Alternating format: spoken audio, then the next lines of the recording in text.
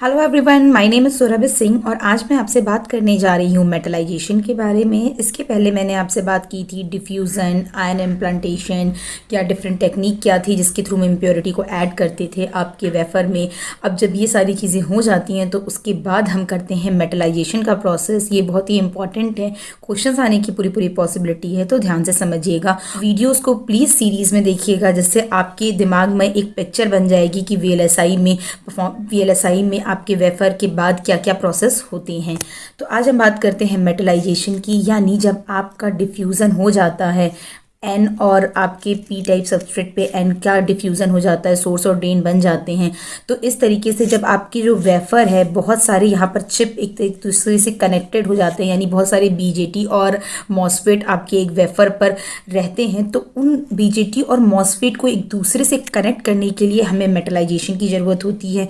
यानी हमें वेफर के ऊपर एक थिन मेटल लेयर को स्टेब्लिश करने की ज़रूरत होती है। ये मेटल लेयर क्या करता है, कंडक्शन का काम करता है, यानी एक सर्किट से दूसरे सर्किट को कनेक्ट करने का काम करता है। So it is the process by which component of the IC are interconnected by aluminium conductor.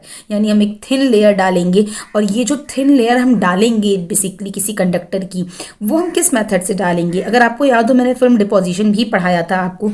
Silicon layer के बाद हम एक लेयर डालते थे फिल्म डिपोजिशन की।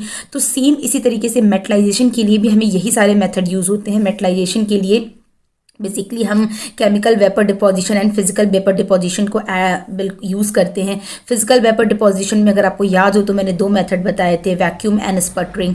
एंड केमिकल वेपर डिपोजिशन में तीन मेथड थे, atmospheric, low pressure and plasma. तो जो आपने फोटोलिथोग्राफी के टाइम पे पढ़ा था, सेम वही चीज़ आपको यहाँ पर भी रिपीटेड मिलेगी, इसलिए मैंने इस वीडियो में पर्टिकुलरली नहीं कवर किया है। तो अगर आपसे पूछा जाए कि मेटलाइजेशन की क्या प्रोसेस है, तो आप ये physical vapour deposition and chemical vapour deposition का नाम ले सकते हैं। ये आपका फिल्म डिपोजिशन में और मेटलाइजेशन दोनों में यूज होता है। The process produces a thin layer of metal layer that will serve as the required conductor pattern for the interconnection of various component on the chip. यानी जो वेफर के ऊपर हैं आपके वेरियस कंपोनेंट्स हैं, उनको कनेक्ट करने का काम बेसिकली क्या करेगा, आपका जो आईसी के ऊपर जो भी डिफरेंट डिफरेंट कंपोनेंट्स हैं उनको कनेक्ट करने का काम करेगा एक थिन लेयर, जिसको हम बोलते हैं मेटलाइजेशन।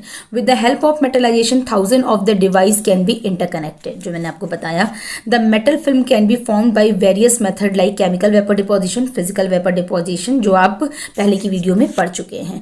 उसके बाद से अगर हम बात करते हैं कि मेटलाइजेशन की रिक्वायरमेंट क्यों होती है, मतलब क्या क्या रिक्वायरमेंट चाहिए होती है मेटलाइजेशन के लिए, तो सबसे पहले हमें लो रजिस्टिविटी चाहिए होती है। डेफिनेटली अगर हमें इंटरकनेक्ट करना है तो हमें कंडक्टिविटी हाई चाहिए होगी, and you know that the resistivity is anti proportional to conductivity. यानी अगर हमें लो रजिस्टिविटी का मटेरियल चाहिए होगा तो इसका मतलब हमें कंडक्टिविटी हाई मिलेगी। मैकेनिकली स्टेबल होना चाहिए, स्मूथ सरफेस होना चाहिए, यानी जो अभी आप वेफर के ऊपर एक मेटलाइजेशन या आईसी के ऊपर एक मेटलाइजेशन जो कर रहे हैं उसका सरफेस स्मूथ होना चाहिए, गुड लाइफ टाइम होना चाहिए। ऐसा नहीं है कि आज आपने मेटलाइजेशन किया और 2-3 महीने के बाद से वो आपका इच हो गया या आपका मेटल की परत हट गई। Should not be contaminated wafer, should be stable towards high temperature, यानी टेम्परेचर बढ़ाने के साथ साथ स्टेबिलिटी होनी चाहिए। तो दीज आर मेटलाइजेशन रिक्वायरमेंट, ये सारी चीज़ें आपके फैक्टर रिक्वायर्ड होंगे। नेक्स्ट वी टॉक अबाउट कि क्या मटेरियल यूज़ करते हैं। जैसा मैंने अभी आपको बताया कि मेटलाइजेशन के लिए हम बेसिकली एल्युमिनियम को यूज़ करते हैं। तो aluminium is the most commonly used material for the metallisation of most IC. तो एल्युमिनियम में क्या क्या फीचर्स हैं, कंडक्टिविटी बहुत अच्छी है, ईजिली डिपॉजिट कर देते हैं और गुड रेजिस्टेंस। बट ड्रॉबैक क्या है एल्युमिनियम का कि अगर हम इसके टेम्परेचर को 500 डिग्री सेंटीग्रेड से ज़्यादा बढ़ाते हैं तो एल्युमिनियम फ्यूज़ हो सकता है और शॉर्ट सर्किट हो सकता है। उसके अलावा एल्युमिनियम गोल्ड से रिएक्ट करके एक कंपाउंड बनाता है पर्पल प्लेग करके, जो कि आपका वीकेंड बॉन्ड होता है। तो ये दोनों ड्रॉबैक जरूर याद रखिएगा मेटलाइजेशन का। नेक्स्ट मैं आपसे बात करती हूँ कि क्या क्या एप्लीकेशन है जो मैंने अभी आपको बताया। Use to form gate for MOSFET, MOSFET की गेट बनाने के लिए यूज होता है। पॉलीसिलिकॉन में भी आप याद करें तो हमने यही एप्लीकेशन बताया था। Use to make contacts, contacts बनाने के लिए यूज होता है। आईसी को अगर आप इंटरकनेक्ट करेंगे, यानी बाहर के एनवायरनमेंट से जिस तरीके से बीजेटी मॉसफेट को इंटरकनेक्ट करेंगे, तो that is called make contacts. Provide interconnection to the outside world, use to connect thousand of MOSFET internally. यानी आपके अगर आपने एक आईसी देखा हो तो उस पर रजिस्टर, कैपेसिटर, मॉसफेट, बीजेटी, बहुत सारी चीज़ें लगी होती हैं। तो metallisation is the only way to connect these ICs together. अब अगर हम पिछले साल का क्वेश्चन देखते हैं तो बहुत इजी क्वेश्चन है, क्योंकि वीएलएसआई के सिर्फ 2 से 3 लेक्चर्स बचे रह गए हैं, तो वो आपको ऑलमोस्ट वीएलएसआई का जो टॉपिक है वो कवर होने जा रहा है। एक क्वेश्चन जो 2020 में आया हुआ है, देखते हैं। Silicon dioxide is used in IC because, silicon dioxide को आईसी में क्यों यूज़ करते हैं? बहुत ही इजी क्वेश्चन है। Facilitate the penetration of diffusion, नहीं, इसके लिए तो हमने ऑलरेडी 2 ही मेथड यूज़ किया गया है, डिफ्यूजन एंड आयन इम्प्लांटेशन। तो हम डिफ्यूजन को पेंट्रेट करने के लिए हम सिलिकॉन डाइऑक्साइड को तो नहीं यूज़ करेंगे। हैज़ हाई हीट कंडक्शन, बिल्कुल नहीं। प्रिवेंट डिफ्यूजन ऑफ इम्प्योरिटी, बिल्कुल सही बात है, क्योंकि हमें एक सेलेक्टेड रीजन पे इम्प्योरिटी को डिफ्यूज़ करना होता है।